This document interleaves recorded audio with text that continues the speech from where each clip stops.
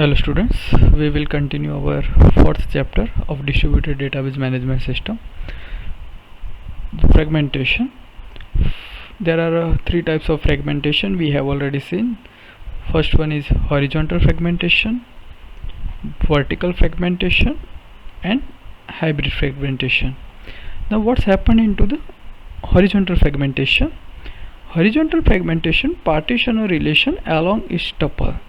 So whenever we are partitioning our table by using the horizontal fragmentation technique, we are actually partitioning that table into the base of tuples or row, or alternatively we can say on the base of records.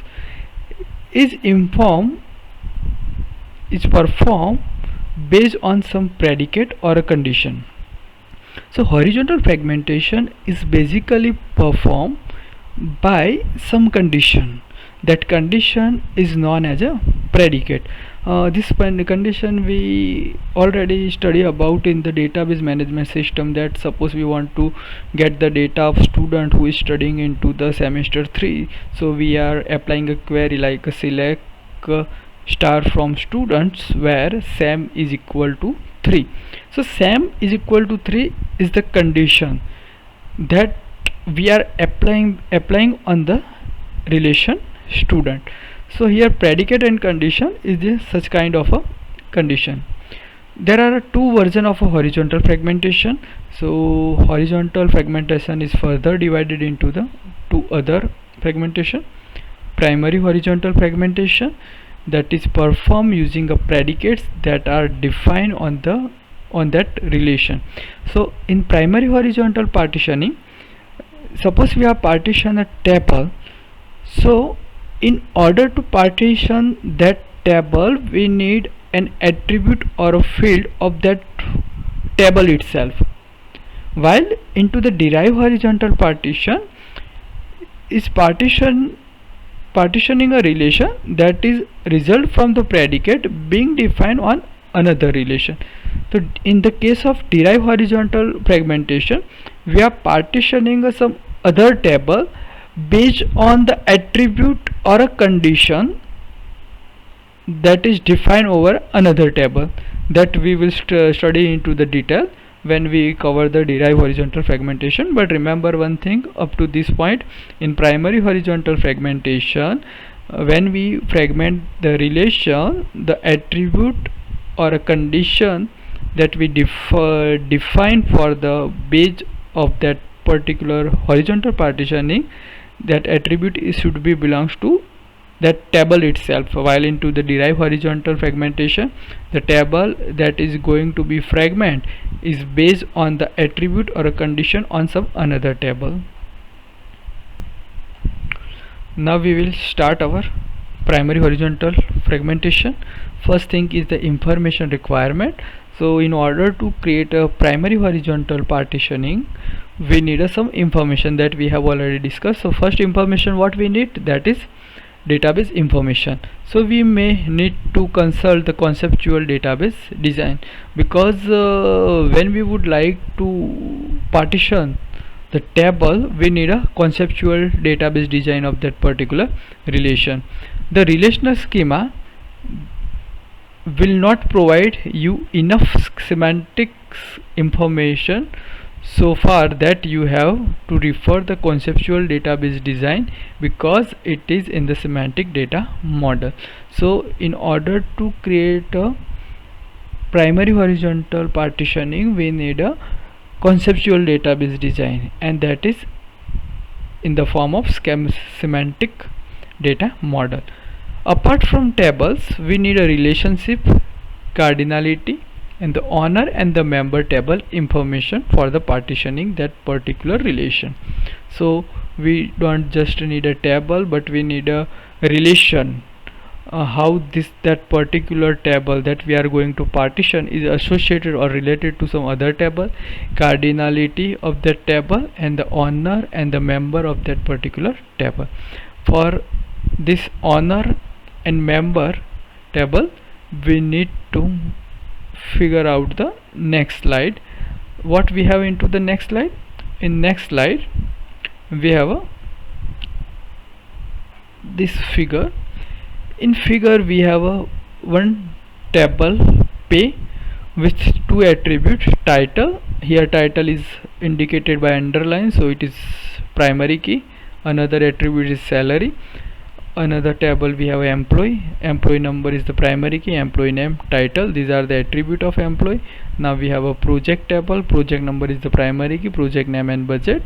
Okay, and ASG is the table where we have a employee number, and employee number here is what, it is the foreign key, because the employee number is already as a primary key defined into the this employee table. And project number, so project number is a primary key for project table, and here we are using, so it is foreign key, resp and duration. So in figure, directed link are drawn between a relation that are related to each other by the equijoin operation. So here whenever we find the directed link, here what, L1 that is link the two table pay and employee, so this arrow indicate the equijoin, and direction of the link shown one to many relationship. Here this arrow indicate a equijoin, and here it indicate one to many relationship. So this model is known as extended relational diagram. So it is nothing but a extended form of a relational diagram. So in this model you never find a many to many relationship, because all the many to many relationship resolve while transforming conceptual design into the relational database design.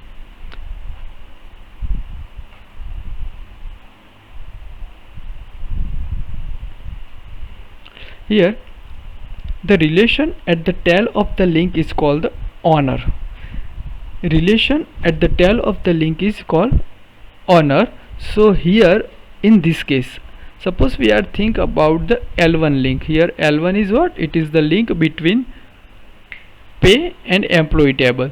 So here the tail, so tail is here, so this table is known as a owner table. So for L1 link, pay is what, it is a owner table.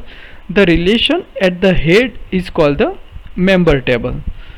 So here head, so where we have a head of the arrow, so head of the arrow is over here, and it is at which side, at the side of the employee table. So here employee table is known as a member table of the link L1. So the quantitative information is required about the database is the cardinality of the each relation, that is denoted by cardinality of the relation R, that is car R. Second information that is required for a primary horizontal fragmentation is application information. So both the qualitative and quantitative information is required about the application. In the previous slide we have seen about the database information that is required in order to perform the primary horizontal fragmentation. Now this information is from the application side. So in application side we need a both kind of information, qualitative information and quantitative information. What is qualitative information? So qualitative information guide the fragmentation activity, whereas the quantitative information is incorporated primarily into the allocation method. So once we partition the relation, so how that relation or where this relation should be allocated, so such kind of allocation method we need a quantitative information. The fundamental qualitative information consists of a predicates used in the user queries. Now here we have a predicates word. So predicates is nothing but a condition on which basis we are going to perform a primary horizontal partition. Now whenever we perform the primary horizontal fragmentation, the rule of thumb is the most active 20% of the user queries that is from the application side, account for 80% of a total data access. So once we have partition the particular relation, so the condition should be like that 20% of the user query or application should access the 80% of the total data that we have fragmented and we have saved on particular site. So this is 80-20 rule may be used as a guidance in carrying out this analysis. Now we have a simple predicate. So up to this point we have discuss about the word predicate. So predicate is condition. So suppose we have a given relation R and given attribute a1 a2 up to an, a simple predicate pj. So here pj it is just a one simple predicate is defined something like that. Pj is equal to ai theta value. So this pj is simple predicate. How we can build this simple predicate? So this simple predicate is created by a of I theta value. So what is a of I? So a of I is nothing but a attribute of the particular relation R that we want to fragment. Here theta represent the condition, so theta should be equal, less than or equal to, greater than or equal to or not equal to, and value is what? So value should be belongs to di. So di is what? Di is the domain of the attribute ai. So here di indicate the domain. Now we already know what is the domain of particular field. So all the possible values for that particular column or attribute, it is known as a domain, where we use pri to denote the set of all the simple predicate defined on the relation Ri. So suppose we have a multiple set of a simple predicate and we want that particular list of a simple predicate. That simple predicate is denoted by pri. The member of pri are denoted by pij. Here we have an example of the simple predicate. Suppose we have a pj is a simple predicate, a of I theta and value, where here theta indicate the number of condition, value is what? It is the possible values from that particular attributes domain, name, housing. So suppose we have a one attribute in name and condition is what? Housing. So here what? Here in name should be a attribute, equal is what? Equal is condition theta, and housing is what? It is the possible value of that domain. So here which kind of values we are getting? Which have a in name attribute is equal to housing. Second, suppose we have a in amount attribute, and what condition, what theta we have applied? It is a greater than. Okay, so amount should be greater than 2 lakh. So here this indicate predicate, here this also indicate a simple predicate. Both are a simple predicate. Here we have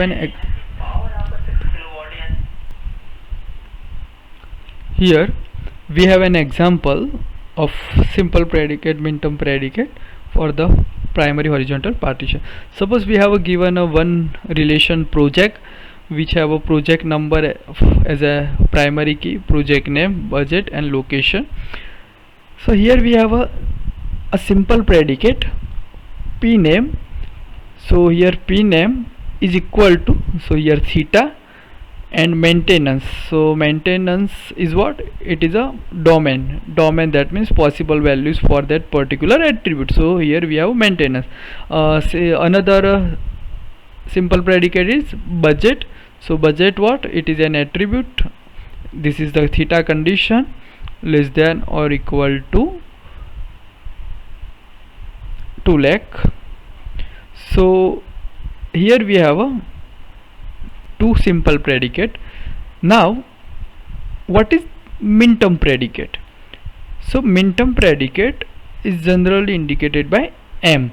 So M is the set of min-term predicate, and M is for a particular relation. So M based on the simple predicate, so you may have set of a min-term predicate for each table.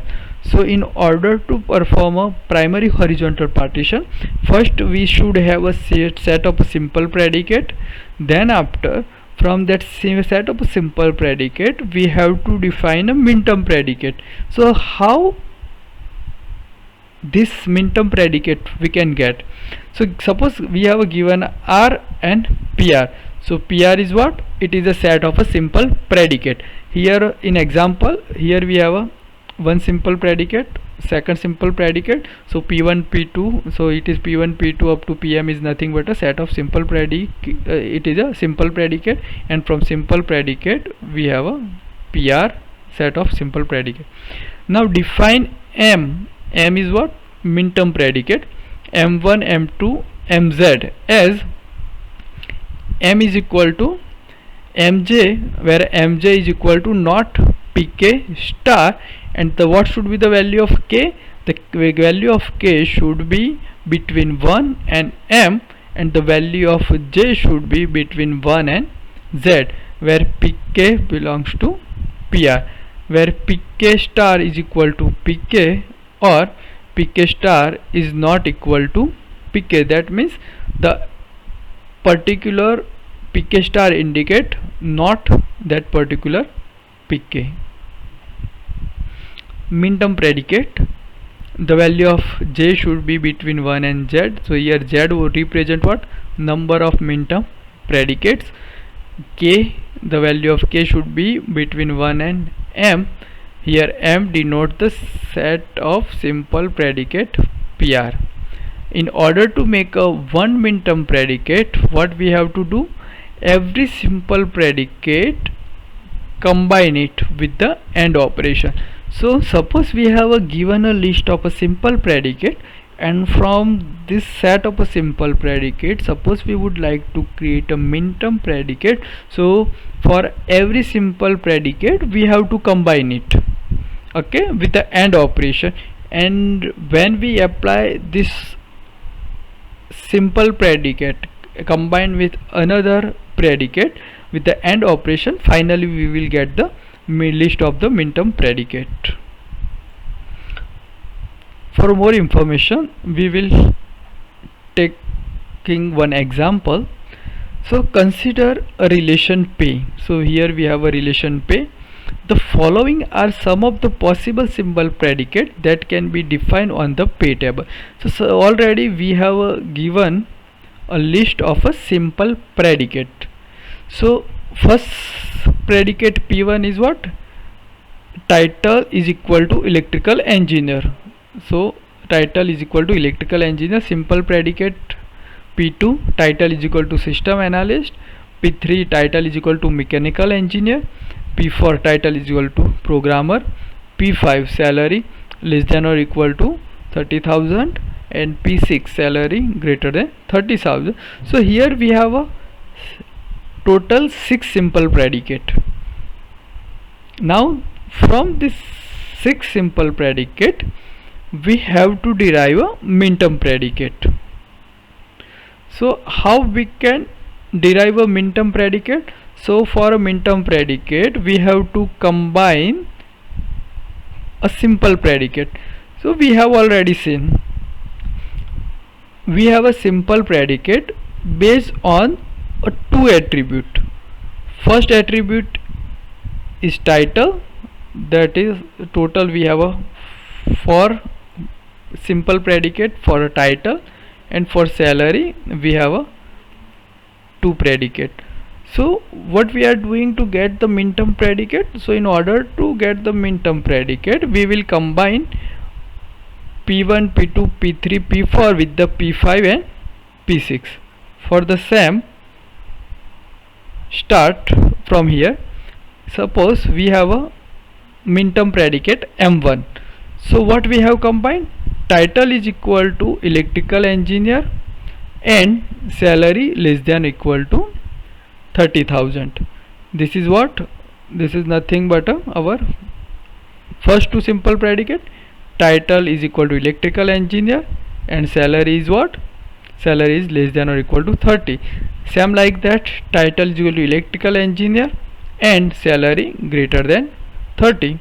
So here we have another simple predicate, min-term predicate M2.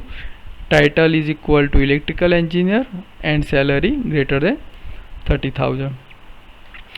So M3 predicate, not title is equal to electrical engineer and salary greater less than or equal to 30,000.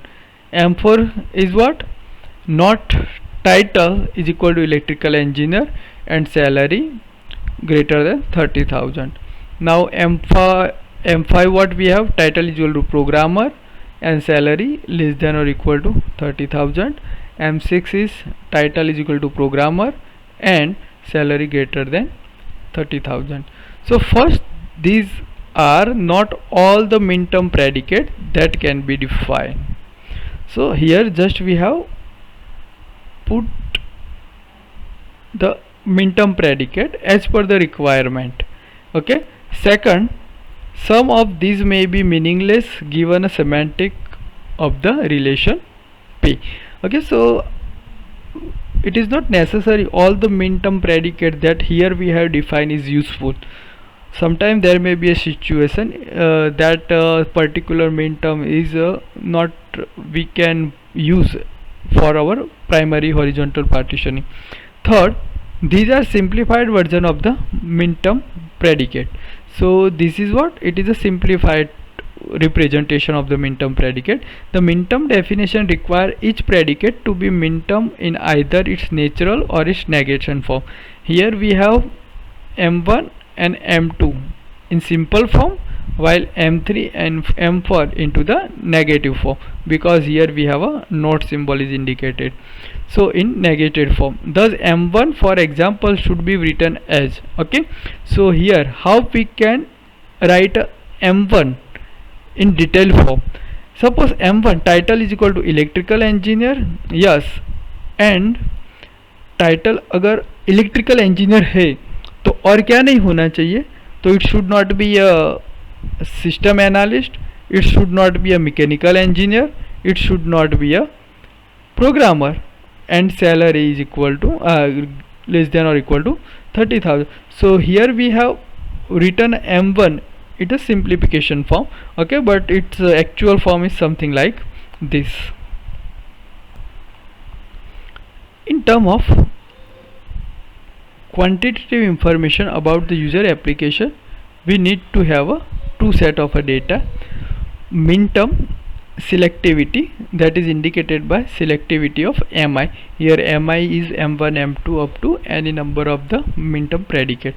The number of tuples of the relation that would be accessed by the user query, which is specified according to a given min term predicate mi. Here we have an example. The selectivity of m1 of example 3.6 is 0. What? The selectivity of m1 of example 3.6 is 0 since there is a no tuple in the page that satisfy the min term predicate condition. So हमारा m1 क्या था in the previous example? m1 is title should be electrical engineer and salary should be less or equal to 30. So title is equal to electrical engineer, so we have find a one record, yes, and salary should be less than or equal to 30,000, but here we don't have any record. We don't have a such kind of a record into the pay table, so we are getting result nothing, 0. Okay, so the selectivity of this particular m1 min term is what? It's 0. So the tuple, so there are no tuple in the pay that satisfy the min term rate. The selectivity of m2 on the other hand is 0.25 since one of the four tuple in the pay satisfy the m2. So what is our m2? So title should be electrical engineer and salary should be greater than 30,000. So title should be electrical engineer, yes, and salary should be greater than 30,000. Yes, we have a one record with this min-term predicate M2. Okay, so the point 25 is what? Selectivity of the M2. We denote the selectivity of the min-term predicate Mi as a selectivity of Mi. Okay, now we have another thing is access frequency, that is denoted by access Qi. The frequency with which user application Qi access the data. So access frequency for a min-term predicate can also be defined. So we can also define the access frequency for our min-term predicate that we have already defined. Access frequency, access Qi, frequency with which user application access the data. So user application accessing the data by which frequency, it is known as a access frequency. If Q is equal to Q1, Q2, QQ is the set of user queries, access Qi indicate the access frequency of the user query Qi in the given period. So access of Q2 is equal to 24. We have think about that. Note that minimum access frequency can be determined from the query of the frequency, and access frequency is min-term. We are also able to get the frequency of the min-term predicate. So whenever we would like to measure the access frequency of min-term, we have a access frequency of Mi. Mi is what? Min-term predicate, can also be defined like a access frequency of that particular query. A primary horizontal fragmentation is defined by relational operation on the owner relation of the database schema. Now the definition of Ri is equal to sigma Fi of relation R, where I value should be between 1 and W, where Fi is the selection formula used to obtain the fragment I. So here Fi is what? It is the condition on the basis we are going to partition that relation, is also called the fragmentation predicate. So Fi is what? A fragmentation predicate, or it is nothing but a condition by on the basis of that condition we are going to partition our table. If Fi is in consecutive normal form, it is min-term predicate Mi. Therefore a horizontal fragment Ri of relation R consists of all the tuples of R which satisfy the min-term predicate Mi. Suppose given a set of a min-term predicate M, there are many horizontal fragmentation of relation R as there are a min-term predicate. Okay, so whenever we have a number of a min-term predicate, okay, so we can think that number of a min-term predicate may be converted into the real fragmentation. So the set of horizontal fragments also referred to as a min-term fragment. Okay, so that's why horizontal fragmentation is also referred to as a min-term fragmentation, because it is mainly based on the min-term that we are getting from the simple predicates. Here we have an example. After interviewing a user group, we have a two simple predicate. Suppose we are now finally want to go for a primary horizontal fragmentation.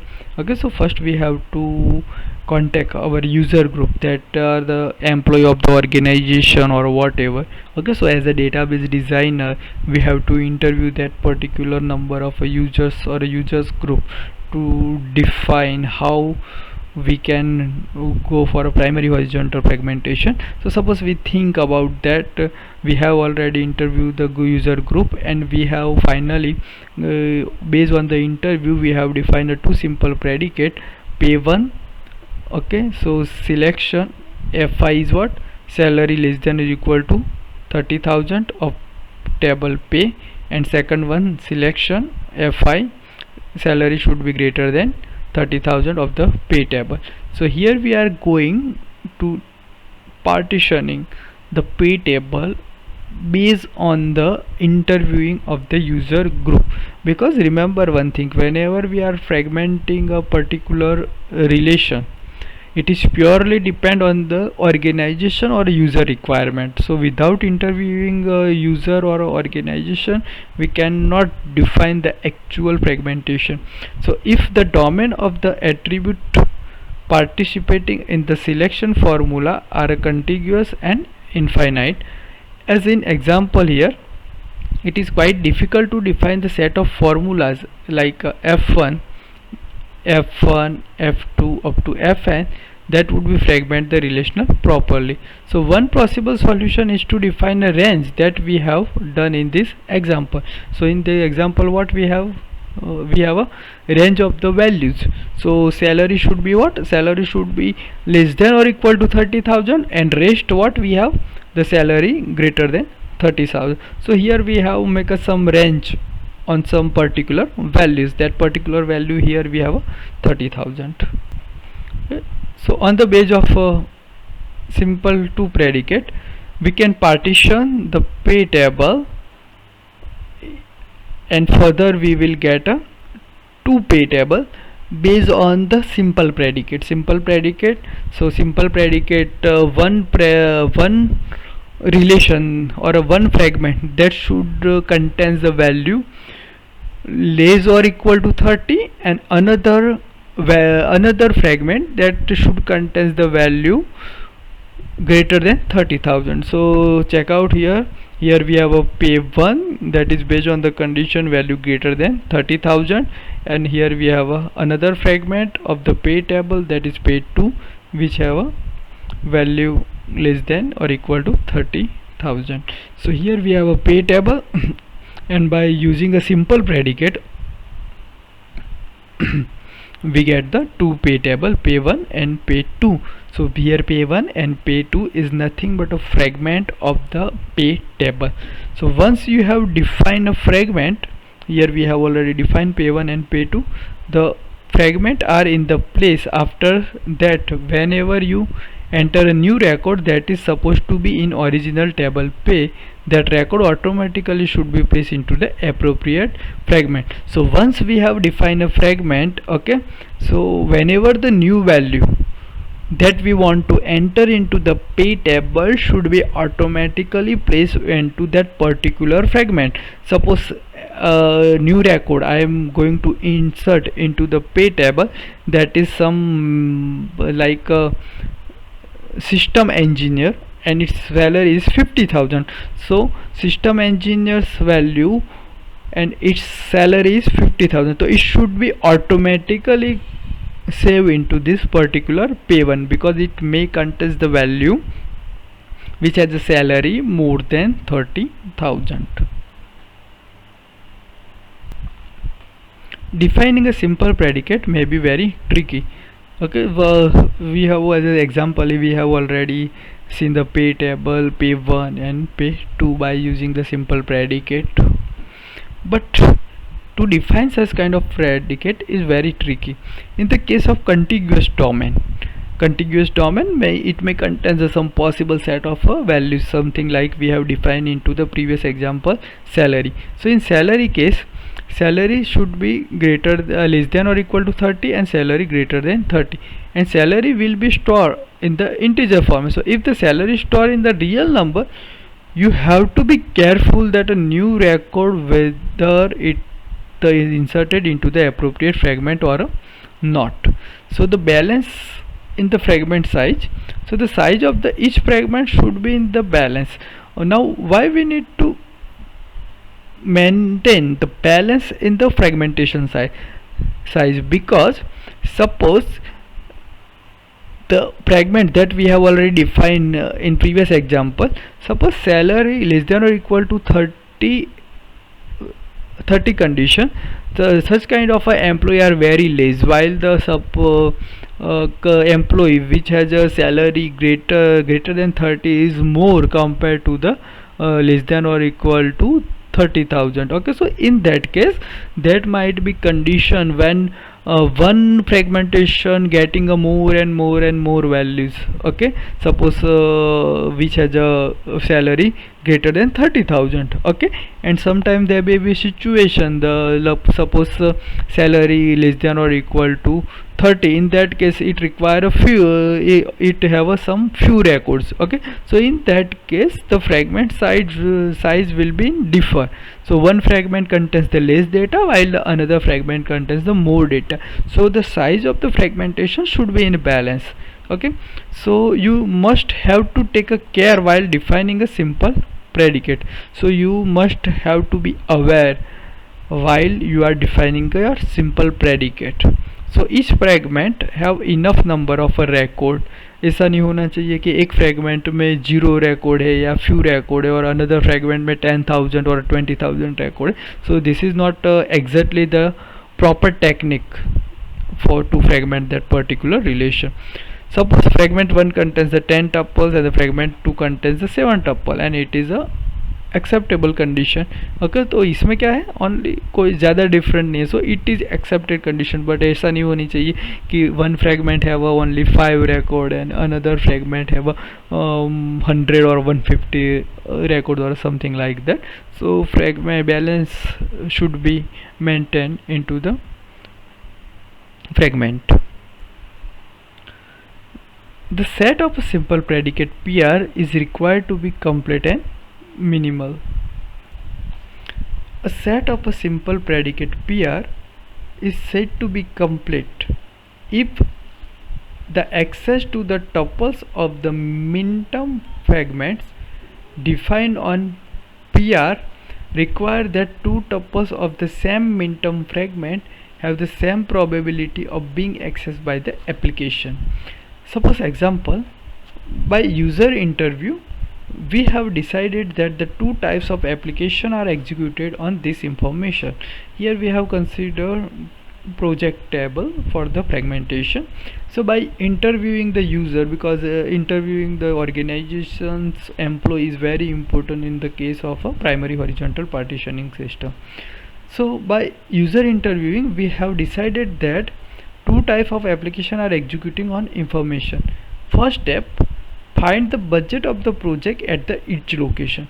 So what two kind of application that we have think about after interviewing?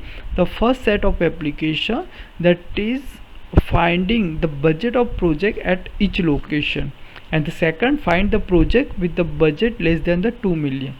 Okay, so based on these two condition, what we can perform over here in the project table. So by this condition, according the first set of application, we can derive the set of simple predicate PR. The location should be equal to Montreal, location should be a New York, or location should be a Paris, which is not complete with the respect to the 2. If we partition our table project on the base of location, then it will not be the complete, cause our PR is not complete. Okay, so if we go through the analysis or a first type of application on the base of location, we are getting a total 3 table. The first project table based on the location Montreal, second project table location New York, and third project table location is equal to Paris. But this PR is not complete, so what we should do further? Now the set of simple predicate PR is required to be complete and minimal. Okay, but in the previous example we have a set of simple predicate PR that is based on the first application. So if we analyze with respect to one, then it is fine. Okay, so as per the first application it is fine, but what's about the second application? Because the second application, which is access only those project tuple where the budget is less than or equal to 2 million, then PR is not complete. So if we think about the second application, So as per the second application, the set of the PR that we have defined based on the location is not a complete.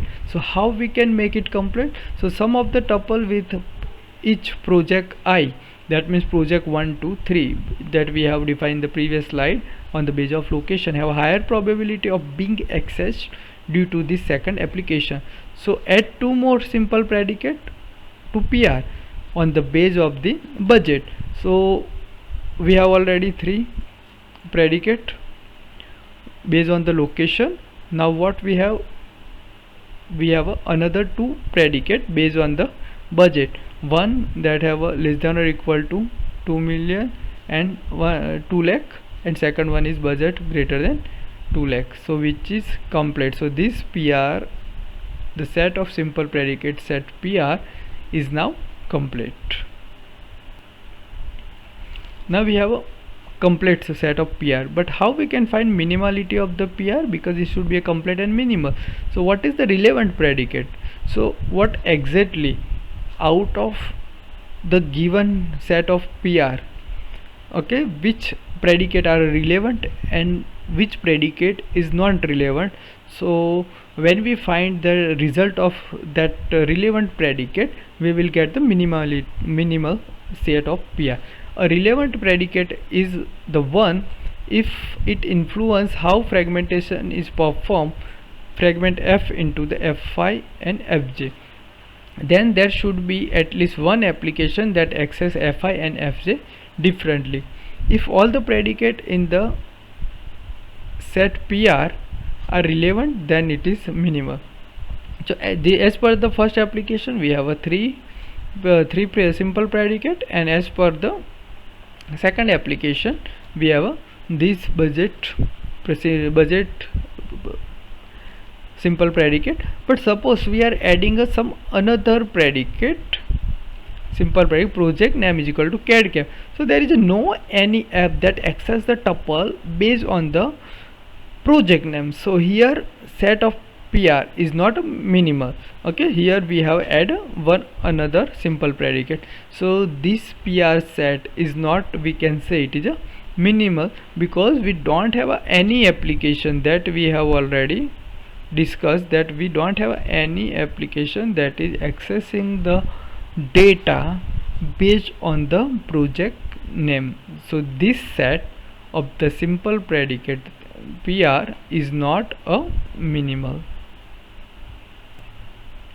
Okay students, so we are ending this lecture.